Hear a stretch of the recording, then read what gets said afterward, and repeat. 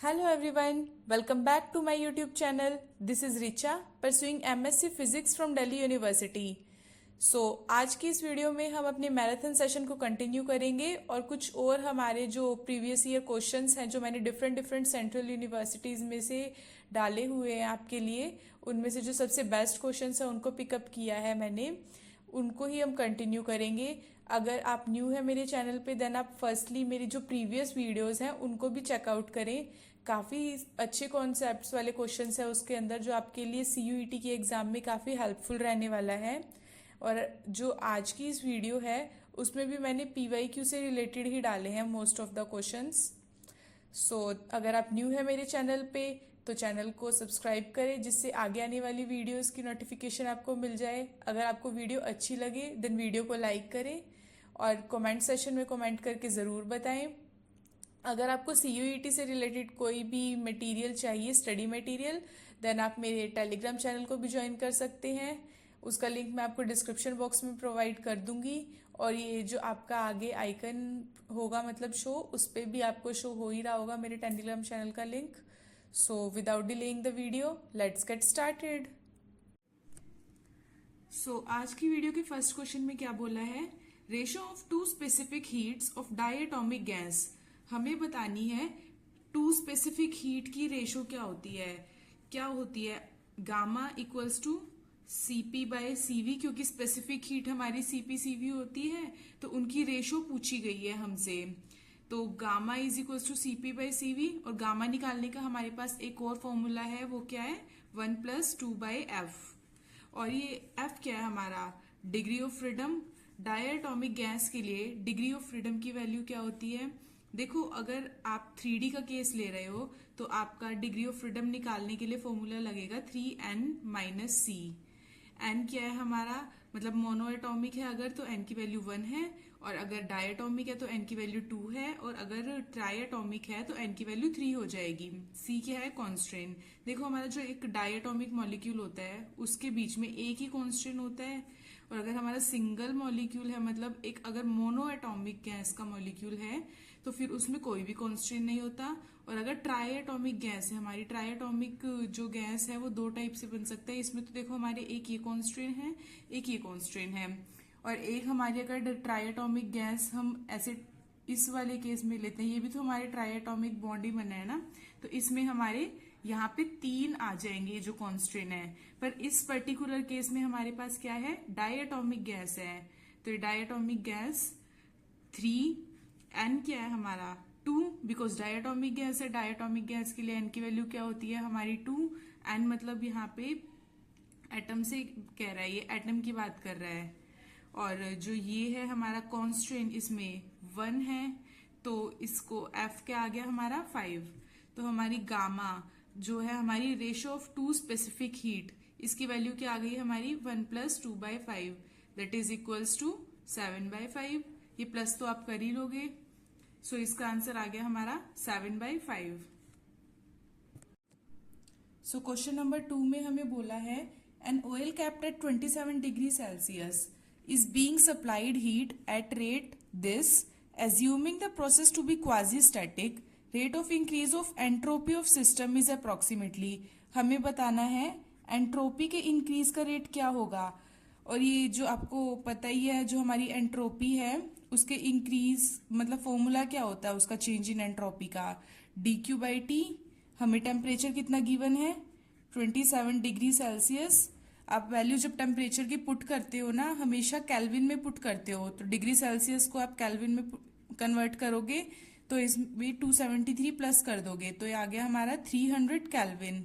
और हमारी ये डेल क्यू की वैल्यू क्या दी हुई है 100 जूल पर second, because supplied heat at rate, heat के वो सप्लाई करना किस रेट पे दिया हुआ है इस पे, तो मतलब चेंज इन हीट ही दी हुई है ना एक तरह से।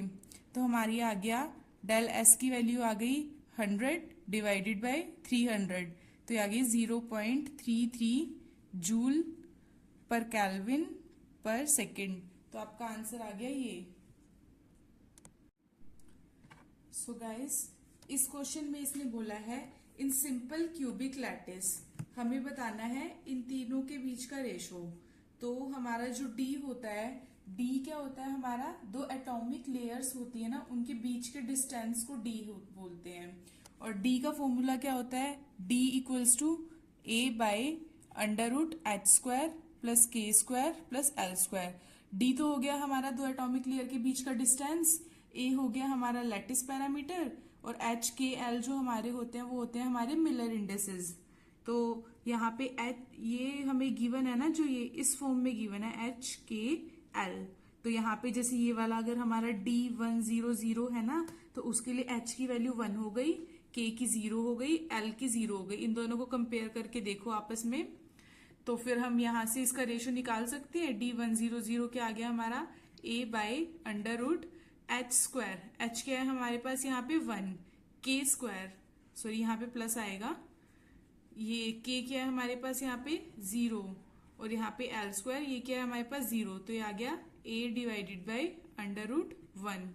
ऐसे ही हम निकाल लेंगे D110, वो क्या आ गया हमारा a divided by under root 1 का स्क्वायर प्लस 1 का स्क्वायर, क्योंकि यहाँ पे देखो हमारी k है जो k 1 है ना, इसलिए तो ये आ गया a divided by under root 2, और d हमारा जो 111 है a divided by under root 1 का स्क्वायर प्लस 1 का स्क्वायर प्लस 1 का स्क्वायर, क्योंकि यहाँ पे h k l तीनों ही 1 है ना, इसलिए a divided by under root 3। तो इन तीनों का रेशो क्या आ जाएगा हमारा, D111 is equals to a divided by under root 1 ratio a divided by under root 2 ratio a divided by under root 3। आप इसमें एलसीएम ले लो अंडर रूट 6 का, तो फिर आप इसको इस टाइप से भी लिख सकते हो, under root 6 ratio under root 3 ratio under root 2। तो ये इन तीनों का अगर रेशो पूछा गया है तो ये आ गई हमारी रेशो की वैल्यू ये। सो गाइस इस क्वेश्चन में इसने क्या बोला है, ratio of size of this and this nuclei is approximately. अगर आपको किसी क्वेश्चन में उसने साइज का रेशो पूछा है या फिर साइज निकालना पूछा है ना, तो उसका मतलब काइंड ऑफ उसके रेडियस से है, और आपको पता है कि रेडियस का फॉर्मूला होता है r equals to R naught a की पावर 1/3। हमारी r नोट की वैल्यू क्या होती है, अप्रोक्सीमेटली लगा लो 1.2 समथिंग कुछ होती है, और जो हमारी रेशो निकालनी है ना हमें तो इन दोनों की, तो R1 divided by R2 is equals to R naught से आर नोट, तो दोनों का ऊपर नीचे कैंसिल हो जाएगा, चलो फिर भी लिख देते हैं।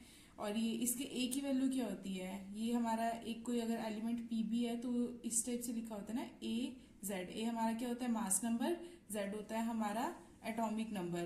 तो ये इसका pb का हमारा जो मास नंबर है वो क्या है 208 1/3, ये पावर क्वेश्चन में गिवन है, मतलब ये फॉर्मूला है जो हमारा आर नोट की भी वैल्यू रखने की जरूरत ही नहीं है, ये आर नोट से आर नोट तो कैंसिल हो ही जाएगा क्योंकि। और इसमें जो सेकंड है हमारा मैग्नीशियम, इसमें ए की वैल्यू क्या गिवन है हमें 26, सो 208 डिवाइडेड बाय 26 की पावर 1/3। तो ये 208 और 26 को आप डिवाइड करोगे तो ये आपका आ जाएगा 8 की पावर 1/3। तो अगर हमें पता है 2 की पावर मतलब 3 होती है ना, 2 का क्यूब 8 के इक्वल होता है, देखो 2 का क्यूब हमारा होता है 8 के इक्वल। अगर हम 2 की पावर 3/3 कर दें, मतलब दोनों साइड पावर को 1/3 से हम मल्टीप्लाई कर दें, देन हमारा आ गया ये 2 इज इक्वल्स टू 8 की पावर 1/3। तो इसका मतलब 8 की पावर 1/3 को हम 2 लिख सकते हैं। तो आपके दोनों की रेशो जो आ गई है हमारे साइज की, वो आ गई है हमारी 2। क्वेश्चन नंबर 5 पे आते हैं आज की वीडियो के हम। इस क्वेश्चन में इसने कहा है कि decimal equivalence of hexadecimal E5 is. तो मतलब जो ये है, हमने पहले क्वेश्चन किया था ना हमारी पिछली वीडियो में, उसमें हमने शायद किया था बाइनरी को डेसिमल में कन्वर्ट, और एक क्वेश्चन में हमने किया था डेसिमल को बाइनरी में कन्वर्ट। अब की बार इसने क्या बोला है कि एक हेक्साडेसिमल नंबर दे दिया है हमें, उसको हमें डेसिमल में कन्वर्ट करना है। तो आप ये कैसे करोगे, देखो आपके जो ये होते हैं ना 0 1 2 3 4, इसके समथिंग आप ऐसे लिख लो, पहले 7 8 9, देन उसके बाद ABCDE। तो ये हेक्साडेसिमल होते हैं ना हमारे, कितने हो गए 1 2 3 4 5 6 7 8 9 10 11 12 13 14 15 एंड दिस इज 16। तो मतलब 0 के इक्विवेलेंट तो 0 ही होता है, 1 के इक्विवेलेंट 1, ये आप ऐसे लगा लो 9, और जो हमारा ए होता है ना 10 के इक्विवेलेंट होता है, और जो हमारा बी होता है वो कितने के इक्विवेलेंट होगा? 11 के, सी 12 के, डी 13, ई 14 एंड एफ 15। तो ये इस टाइप से होते हैं, हमारे हेक्साडेसिमल नंबर होते हैं। मतलब काइंड ऑफ ये कह सकते हो आप कि जैसे अगर एक हेक्साडेसिमल नंबर हमें ई गिवन है ना, तो हम उसको सॉल्व करते हुए, जैसे अगर हम हेक्साडेसिमल को हम जब डेसिमल में कन्वर्ट करेंगे तो ई को हम 14 के मतलब 14 लिखेंगे। जैसे आपको ये गिवन है, इसको डेसिमल में आपको कन्वर्ट करने का फॉर्मूला होता है 5 इंटू 16 की पावर 0 प्लस ई आपको अभी क्या बताया मैंने, 14 के इक्विवेलेंट है ना, तो उसको लिखो 14 इंटू 16 की पावर 1। मतलब आप जब लेफ्ट हैंड साइड जाओगे ना, एक एक पावर इंक्रीज करते जाओगे। यहाँ पे एक पावर 0 से स्टार्ट करोगे, देन इधर 16 की पावर 1। और अगर यहाँ पे भी हमारा कोई नंबर कुछ गिवन होता, अगर आप लगा लो यहाँ पे हमारा ए गिवन होता, तो आपको लिखते 10 इंटू 16 की पावर 2 और उसको यहाँ प्लस कर देते। पर यहाँ पे तो हमें यही गिवन है, तो आप इसको सोल्व कर लो। इसको सॉल्व करके जो आपका आएगा आंसर वो हमारा वो आ जाएगा। जैसे 14 इंटू 16 क्या होता है हमारा 224 प्लस 5, क्योंकि 16 की पावर 0 तो हमारा 1 होता है ना, किसी की भी पावर अगर 0 होती है तो हमारा 1 के इक्वल होता है वो। तो ये क्या आ गया हमारा 229।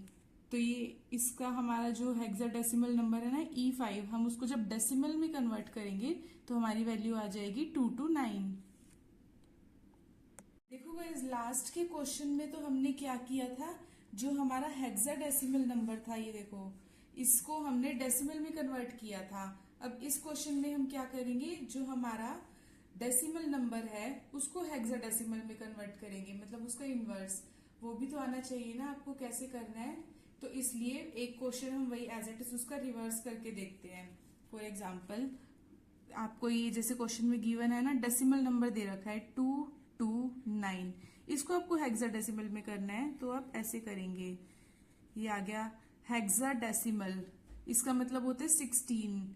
तो फिर आप 16 को 229 से एलसीएम टाइप करोगे तो आपका यहाँ पे आ जाएगा 16 14 जा कितना होता है, 16 14 जा आप ये लगा लो, आप जैसे 16 को करते हो डिवाइड ही करके देख लो आप, बहुत सिंपल रहेगा। 1 जा 16, 4 5 6 बचा यहाँ पे हमारा, और ये ऊपर से आ गया 9। तो ये हमारा 16 4 जा कितना होता है, 16 4 जा हो गया हमारा 4 6 जा 24, 2 4 1 जा 4 5 6 64 आ गया ये। तो हमारा रिमाइंडर बचा 5। तो ये 16 14 जा, और ये यहाँ पे हमारा क्वोशिएंट यहाँ आ गया, और जो हमारा रिमाइंडर है वो आ गया हमारा यहाँ। तो क्या बचा, हम इसको भी यहाँ नीचे से ही लेके चलते हैं ना, लाइक आप कह सकते हो 14 और यहाँ 5, जो बट हमारा 14 है, हमने अभी ऊपर देखा ही था 14 किसके इक्विवेलेंट है, हमारा ई के इक्विवेलेंट है। तो आप इसको लिखोगे E5। तो वही आ गया, हमने ये मतलब उसका रिवर्स भी करके देख लिया, आपको वो रिवर्स भी करना आ गया, और हमारा चेक भी हो गया इससे कि आपने जो E5 हमारा हेक्साडेसिमल नंबर था उसका जो आपने डेसिमल नंबर निकाला है वो सही आया है या नहीं आया है। बिकॉज 229 को आपने जब देखा ऐसे कन्वर्ट करके तो E5 भी आ गया, तो मतलब आपका आंसर करेक्ट है। सो गाइस, आज की वीडियो के आते हैं हम 7th क्वेश्चन पे। आज की वीडियो में मैं आपको मतलब थोड़े काइंड ऑफ शॉर्ट कैलकुलेशन वाले क्वेश्चंस करवा रही हूँ, क्योंकि आपका जो CUET एग्जाम है उसमें मैंने देखा है प्रीवियस ईयर जो आपके मोस्ट ऑफ द हैं उसमें आपके इजी कैलकुलेशन वाले काफी आए हुए हैं, क्योंकि आपके पास क्या होता है सिर्फ 3 आवर का टाइम होता है, उसमें आपको 100 क्वेश्चन करने होते हैं। अप्रोक्सीमेटली लगा लो आप 1 मिनट का 1 क्वेश्चन अप्रोक्स, क्योंकि 5 to 10 मिनट्स तो आपके उसमें भी जाते हैं ना एनालिसिस करने में, आपको क्वेश्चन पेपर वगैरह पढ़ने में। तो आप 1 मिनट में एक क्वेश्चन करना होता है अगर आपको, तो आप जल्दी करने वाले जो आपकी छोटी कैलकुलेशंस वाले क्वेश्चंस हैं आप उनको पहले कवर करना। आपका जो एग्जाम होगा आप उसमें ट्राई करना जो आपकी कैलकुलेशंस जिनकी इजी है, काइंड ऑफ जो क्वेश्चंस आपको ऑलरेडी आते हैं पहले आप उनको अटेम्प्ट करने का ट्राई करना, या फिर अगर ऐसे मत लेके बैठना किसी क्वेश्चन पे कि नहीं ये क्वेश्चन तो मैंने पढ़ा हुआ है, ये क्वेश्चन तो मुझे आता है, पर उसकी कैलकुलेशन चाह रही है आपकी बहुत लंबी, तो आप अपनी ईगो पे लेके बैठ जाओ कि नहीं ये तो मैंने पढ़ा है, इसको तो मैं आज करके ही रहूंगा, और उसमें ही आप अपना आधा घंटा निकाल दो। ऐसा बिल्कुल भी मत करना। जिन क्वेश्चंस की कैलकुलेशन छोटी है पहले उन क्वेश्चंस को कवर करने का ट्राई करना। जिन क्वेश्चन की कैलकुलेशन लंबी है उन पे आप मार्क फॉर रिव्यू कर देना, वो क्वेश्चन आप लास्ट में करना अगर आपको आते हैं तो भी, क्योंकि कोई फायदा नहीं है अगर आपने एक क्वेश्चन आधे घंटे में कराया, एक क्वेश्चन पे 10 से 15 मिनट लगा दिए अपने, तो आपको उसके कोई एक्स्ट्रा मार्क्स तो मिल नहीं जाएंगे। मतलब जो आपने अटेम्प्ट किया है क्वेश्चन उसी के मार्क्स मिलेंगे ना अगर आपका वो ठीक है तो। अगर आप उतनी देर में अपने 5-6 क्वेश्चन या 7-8 क्वेश्चन और कर देते हो तो फिर आपको उसके ज्यादा नंबर मिलेंगे। वो ये तो देखेगा नहीं कि आपने इसकी कैलकुलेशन बड़ी थी, आपने ये क्वेश्चन अटेम्प्ट किया तो चलो आपको ज्यादा नंबर दे देता हूँ, ऐसा तो कुछ होने नहीं वाला, ये तो आप लोगों को भी पता है। तो उन क्वेश्चंस को ही पहले अटेम्प्ट करो जिनकी कैलकुलेशन इजी है, उन क्वेश्चंस को भी करो। मैं ये नहीं कह रही कि आप मतलब उन क्वेश्चंस को छोड़ ही दो जिनकी कैलकुलेशन लंबी है। अगर आपके पास लास्ट में टाइम बचता है देन उन क्वेश्चंस को जरूर अटेम्प्ट करो, पर पहले छोटी कैलकुलेशन वाले क्वेश्चंस को अटेम्प्ट कर लो आप। सो इस क्वेश्चन में क्या बोला हुआ है इसने, calculate the probability of finding the particle in the given region if the wave function of the particle is this. Probability निकालने का फॉर्मूला क्या होता है आपको पता है? प्रोबेबिलिटी अगर हमें निकालनी है तो उसका फॉर्मूला होता है हमारा साई स्टार साई dx, और यहाँ पे हमारी लिमिट आ जाएगी कहाँ से कहाँ तक है। यहाँ पे हमारा वेव फंक्शन क्या गिवन है, वेव फंक्शन हमारा x का फंक्शन है ना e⁻⁻x मॉड्यूलस, और limit x less than equals to a, मतलब हमारा जो वेव फंक्शन है उसकी वैल्यू x की मॉड्यूलस की देखो आप, मतलब क्या होता है पहले तो x का मॉड्यूलस, अगर आपकी वैल्यू लेस देन मतलब x की वैल्यू अगर आपकी लेस देन 0 है देन आपका ये आ जाएगा -x के इक्वल, पर अगर आपकी वैल्यू ग्रेटर देन 0 है देन आपका ये आ जाएगा +x के इक्वल।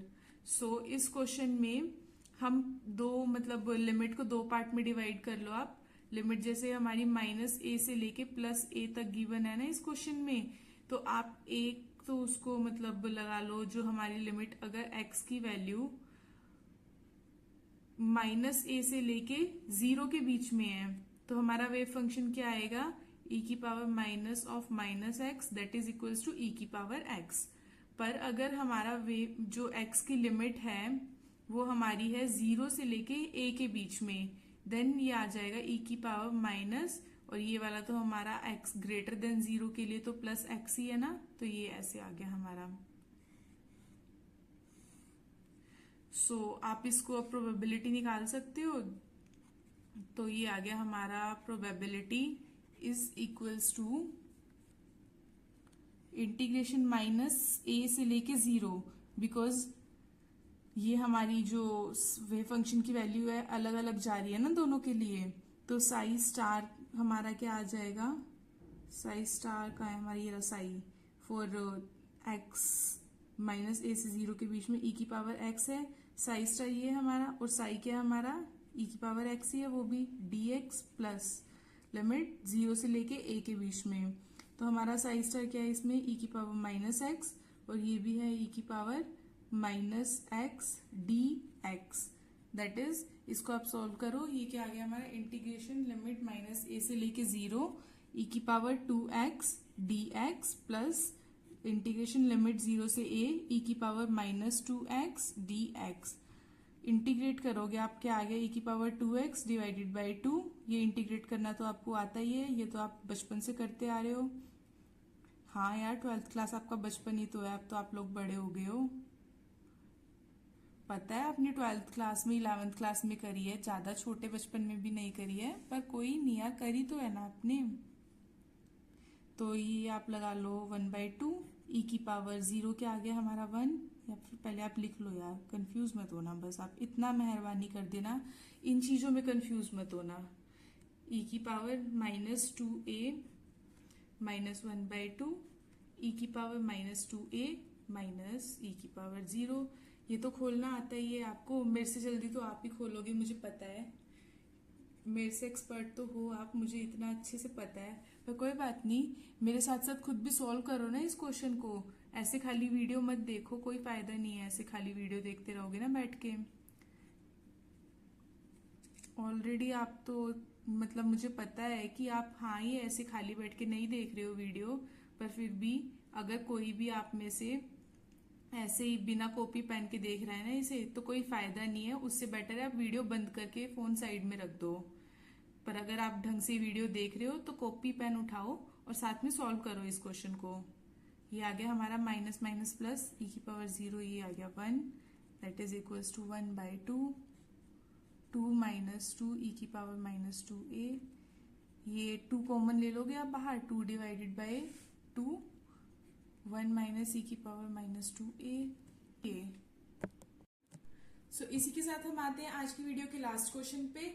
इसमें दिया हुआ है binding energy per nucleon in lithium and helium nuclei are this and this respectively. तो आप लिख लो यहाँ पे binding energy per nucleon of lithium की कितनी गिवन है, ये है आपकी 5.60 मेगा इलेक्ट्रॉन वोल्ट, और जो आपकी ये है हीलियम, इसकी हमारी बाइंडिंग एनर्जी कितनी गिवन है, बाइंडिंग एनर्जी पर न्यूक्लियन ये है हमारी 7.06 मेगा इलेक्ट्रॉन वोल्ट।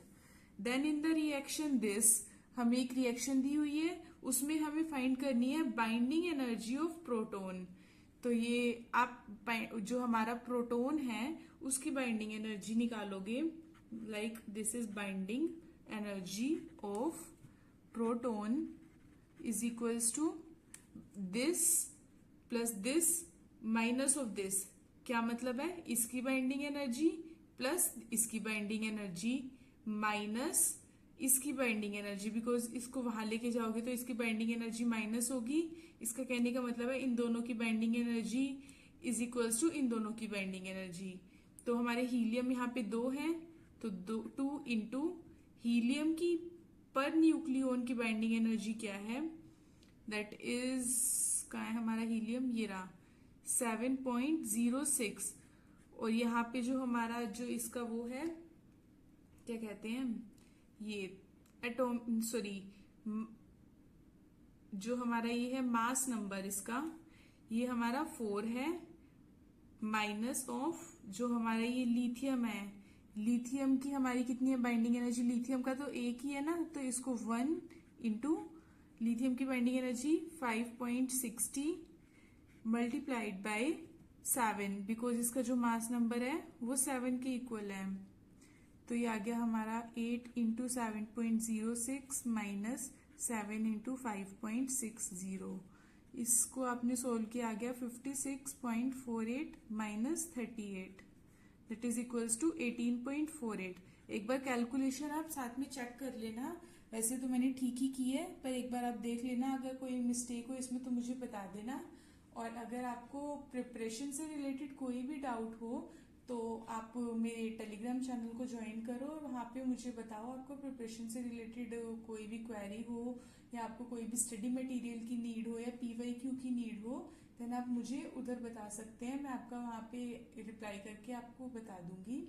या फिर अगर आप चाहें तो आप कमेंट बॉक्स में भी कमेंट करके मुझसे पूछ सकते हैं। अगर आपको वीडियो अच्छी लगे देन आप कमेंट बॉक्स में मुझे ज़रूर बताएं, बिकॉज उससे ही मेरे को आगे आने वाली वीडियोस बनाने की मोटिवेशन मिलेगी। अदरवाइज आपको वीडियो अगर पसंद नहीं आ रही है देन उसमें क्या कमी है वो भी आप मुझे कमेंट सेशन में कमेंट करके ज़रूर बताएं। वीडियो अच्छी लगे तो लाइक करें, चैनल को सब्सक्राइब करो जिससे मेरी आगे आने वाली फर्दर वीडियोस की नोटिफिकेशन आपको मिल जाए। सो टेलीग्राम चैनल का जो लिंक है वो मैं आपको डिस्क्रिप्शन बॉक्स में प्रोवाइड कर ही दूंगी। सो जो हमारी लास्ट की वीडियोस हैं, हमने पहले भी जो लगा लो जो हमारी चल रही है ना प्लेलिस्ट, इसमें पहले भी काफी क्वेश्चंस कवर अप कर लिए हैं। अब उन वीडियोस को भी जाके जरूर देखें, वो वीडियोस आपके लिए काफी हेल्पफुल रहेंगी। सो आज के लिए बस इतना ही, मिलते हैं नेक्स्ट वीडियो में। Till then keep learning and keep growing.